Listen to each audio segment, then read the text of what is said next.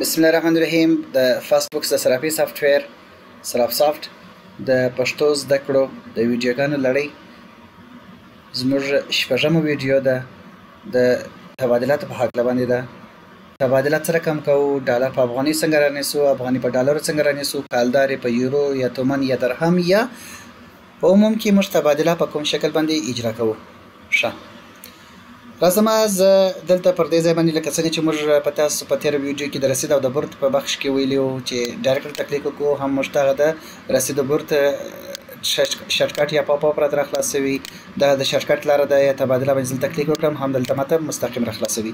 او یا هم دلته راځم د اسعارو تبادلات په معاملات ترانزیکشن په معاملات یا ترانزیکشن منیو کې د اسعار تبادلات دلته کلیک کړم.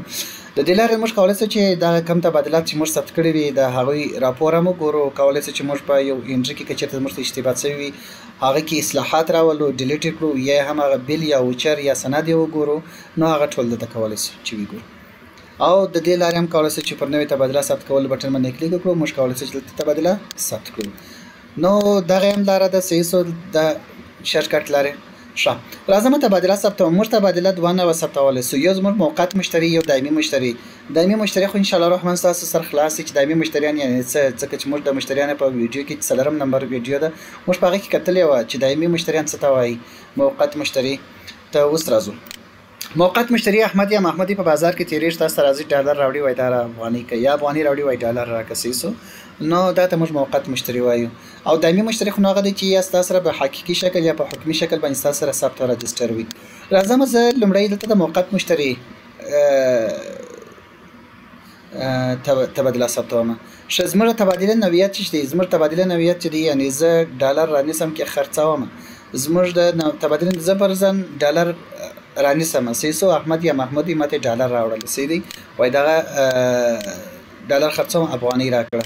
زه بالفرض د څخه ډالر رانیسم. ګورئ زه به دغه معامله به زه تحت معیار ثبت کړم، صحیح سو. مثلا دلته به زه ورته ورکړم چې تجارت دی، عاید منبع به تاسو دلته واچوئ.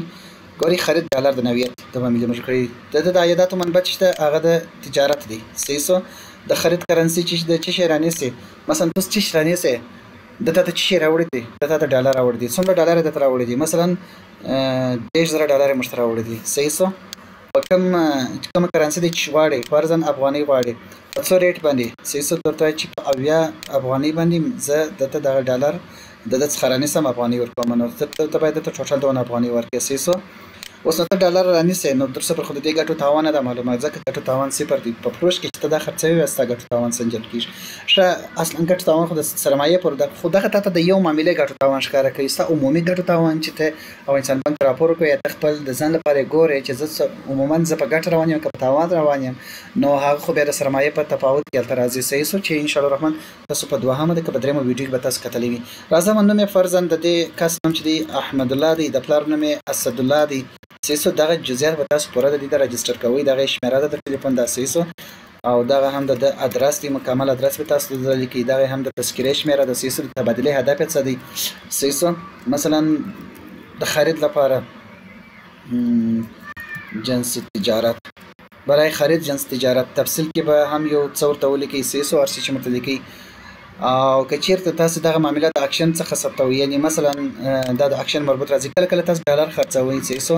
هغه نو په اکشن څخه که چیرته تاسو ډالر خرڅوئ هغه بیا په دغه معامله درته انتخابوئ چې بل یو، یعنې اکشن سمې هدف څه دی. کله چې افغانستان بانک ډالر لیلام کې تاسو هغه ډالر رانیسئ او بېرته بیا هغه ډالر پر احمد یا پر محمود باندې خرڅوئ، نو دلته بیا هغه اکشن دغه به بل ورته انتخاب کړي. اوس خو موږ دلته ډالر رانیسو. ښه اوس موږ دلته ډالر رانیسو. نو تاسو اول دغه نه پر هغه تذکرې شمیره اخلئ، هغه ته په تعزیراتو لیست کې ګورئ. که چېرته دا په تعزیراتو لیست کې تعزیرات نه ورباندې تطبیق شوي، نو بیا تاسو کولی شئ دا معامله ثبت کړئ. هلته به د ټیک مارک ورته ورکړئ چې زه مطمئن یم پر دې کس باندې دا تعزیرات نه دي تطبیق شوي. که چېرته دی په تعزیراتو لیست کې و تاسو نشئ کولی چې د ده سره دغه معامله ثبت کړئ د قوانینو د افغانستان بانک په بنیاد باندې. اوس دا معامله چې د تحت معیار ده، د دې باید هغه اسناد موجود وي، نو اسناد به تاسو د دې څخه راپورته کړئ، صحیح سو. او راځو دلته به پر ثبت بټن باندې به کلیک وکړو. دغه تبادله موږ ثبت کړل د ځانه سره، صحیح سو. اوس که زه چېرې دلته راسم په لیست کې تبادلاتو په لیست کې زه وګورم، موږ سره دا 10,000 ډالر موږ اخیستي په 80 افغانۍ باندې، صحیح دی. موږ دغه تبادله د ځانه سره ثبت کړل.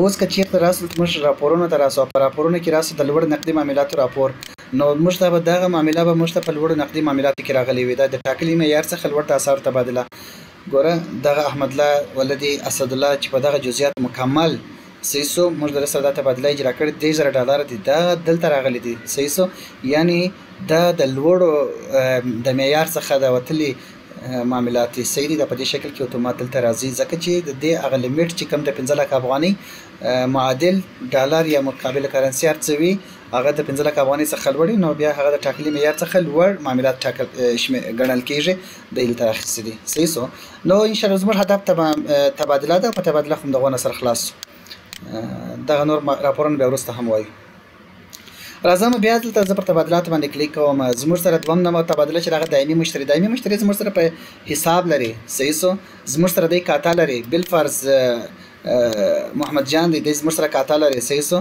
او د ماته افغاني راکوي په مقابل کې ډالر غواړي صحیح سو سونه افغاني راکوي مثلا 50000 افغاني په مقابل کې زموږ څخه چې غواړي ډالر غواړي صحیح سو او نرخ چې پرځن پر دوی دا په 1 افغاني باندې خرڅوم مثال صحیح سو که چېرته داسې و چې مثلا دی وایي ماته 1000 ډالر راکړه زما د حساب څخه یې کاټ کړه نو بیا به دلته خالي 1000 ډالر ولیکې دغه یو اویا د قرار څخه د حساب خپل اتومات چې څونه افغاني جوړېږي هغه افغاني به د حساب څخه کاټ شي صحیح سو نو زموږ 1000 ډالر چې موږ رانیسو 1000 افغاني موږ په دې کې ګټه وکړه ځکه فی ډالر یو افغاني ګټه ده ګوره هغه د نوم د پلار نوم تذکرې شمیره او ادرس ټول خپل اتومات راغلی صرف یوازې دغه تبادله هدف تاسو ورته ولیکئ چې دی ولې د تبادله کوي صحیح سو برای خرید جنس دلته بیا تفصیل ورته دغه کې ولیکئ ښه اوس دغه کله کله دا رقم پیښیږي چې تاسو مشتریان وي هغه تبادله شوی مبلغ بیرته ساتي وای در سره ثبت کړه ډالر الاینس خو سره حساب کو اوس نه وړم ناغه بیا دا ورته انتخاب کړي خو که چیرته تبادله شوی پیسې وړي د ځان سره نو مثلا مې تبادله کړې نور وړي کله به دغه دوام مرکو انتخاب کړي دا یعنی د پیسې تبادله کړې وړي که چیرته د پیسې تبادله کړي مثلا په خو افغاني جمع یو ځل سره ډالر دي نو بیا به دا ورته انتخاب کړي صحیح سو افغاني به کمی سره د حساب څخه ډالر ورته اضافه او سره به د ډالر جامي نو هغه بیا دا انتخاب کړي او که چیرته دغه پیسې وړي یعنی تاسو ته پیسې په لاس ورکوي دی وړي نو بیا به دا ورته انتخاب کړي آیا دغه معاملې د اکشن څخه تاسو کوي یعنی دغه ډالر تاسو ته ورکوي د اکشن د پیسو څخه ورکوي که یا ته په بازار کې رانیولې دي دغه پیسو څخه ته چې یا د اکشن څخه نه دي صحیح سو تعذرات نجر باندې تطبیق شوی اسناد بدل تر راپورته کړی مربوطه اسناد او بیا به هم پر سافت باندې کلیک وکړئ صحیح ان شاء الله الرحمن سره بخلاص اوس به موږ به راسو دلته دغه محمد جان کاتب دلته موږ ګور محمد جان کریمی د حساب څخه د محمد جان د حساب څخه دا څه وګورئ دلته 1,000 افغاني د حساب څخه وتلې دي صحیح سو 1,000 افغاني د حساب څخه ووتلې یعنی د خو زموږ څخه ډالر واخیستل او دی ولاړی ښه تر دې ځای پورې خو به ان شاء الله الرحمن په تبادلات باندې سره خلاص شو راځم یو بل خبره دا چې موږ په تبادله کې یو بل نوعیت هم لرو دایمي مشتری نقده مشتری دایمي دی خو نقد پیسې راوړي د حساب څخه مکاټو بس نقد پیسې راوړي نور دی وړي پر خپل لار باندې صحیح سو یعنی تاسو مشتری دایمي دی خو پیسې هم د سره جامه دی ممکن پیسې د سره پرتی وي خو دی وایي چې زه نقد پیسې راوړم نو د دې هدف دا رقم دی صحیح سو یعنی دا پیسې چې دی ته نقد راوړي ک ډالر رانه سي ک افغاني رانه سي خو هدف تاری مثلا محمد جان دی محمد جان د تاسو پیسې جامه دی اما دی وایي چې زه ډالر یا افغاني رانه سم خو نقد پیسې دلته تاسو ته درکوم نو دی تاسو ته کیش پیسې چې دی هغه بل تاسو درج کړئ سي نو دا پیسې چې د حساب څخه بیا نه کاټیږي او بل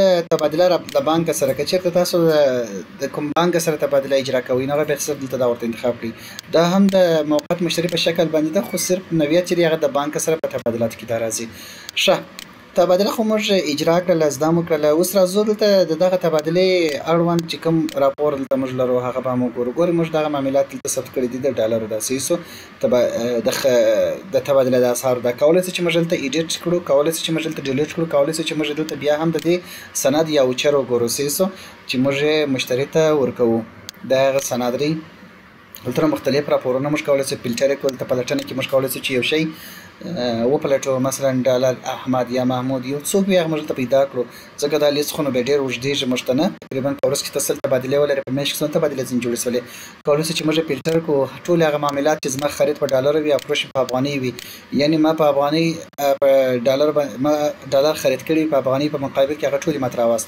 راوښو یا هم د احمد حساب مربوط یا د محمود حساب مربوط صحیح یا هم د احمد خمرانی ولی پر محمود می خرڅ کړی وي یعنی څو رقم فلټر تاسو چې هر رقم راپور تاسو غواړئ دغه ځای کې تاسو دا راپور درکوي. حال دا چې تاسو کولی شئ تاریخ واره راپور هم وګورئ. له دې تاریخه تر دې تاریخه پورې ته دغه معاملات یا دغه راپور مطرح کړه. ان شاء الله الرحمن په تبادله د اسعارو هم ستاسو شکر سره خلاصوي دی. را بس تر روزنامچې ته په یو ځل سر ښکارا کو. په روزنامچې کې په دې کم شکل باندې زموږ دغه پیسې ثبت شوي دي. تاسو وګورئ رسیدګي خرید ډالر په افغاني پی 500 افغاني. دغه تفصیل خپل ډیټابیس درته جوړوي. موږ خو نه لیکلي دا تفصیل ګوره د خپل ډیټابیس جوړ کړی دی. سیسو چې 1000 ډالر موږ رانیول په مقابل کې موږ هغه ته چې کومې دغه ورته ورکړی دی افغاني سیسو بردگی پروش افغانی به ډالر فی ګوره دغه دی. موږ دغه افغاني زموږ داخله څخه ووتلې خو زموږ په داخل ته دغه ډالر په مقابل کې راجمع شوله سیسو. ان شاء الله الرحمن په دې مو هم سره خلاصوي دی. تبادله اسعار بیا په روزنامچې کې دغه کتل په هغه هم سره خلاصوي دی. موږ سره مخکې ډالر نه و، زیاتې 10,000 ډالر هم دلته موږ لرو. بیا هم که کوم سوال تاسو لرئ د تبادلات په هکله کې موږ مو په خدمت کې کولی شئ چې موږ سره په واتساپ کې خپل سوال مطرح